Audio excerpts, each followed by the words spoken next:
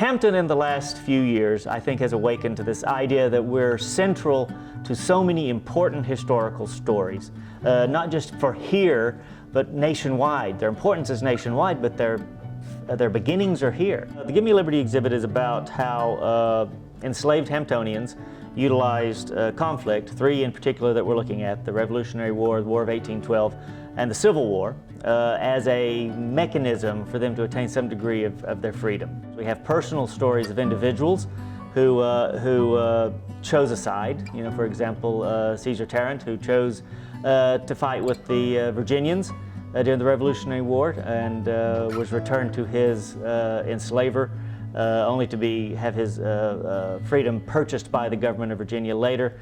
We tell bigger stories about how these people, after the conflict ended, found new homes. So it goes from the personal to the global. Artifacts we have gathered from all over the country. We have a suite of artifacts that came to us from Nova Scotia. We have some from the National Park Service. We have a wonderful swivel gun that we borrowed from the Mariners Museum. One of the things museums do for each other is when there is a need for artifacts, we loan to each other. So we've had a lot of help from a lot of folks. We have interactives. We have drummies. It's going to be a loud exhibit.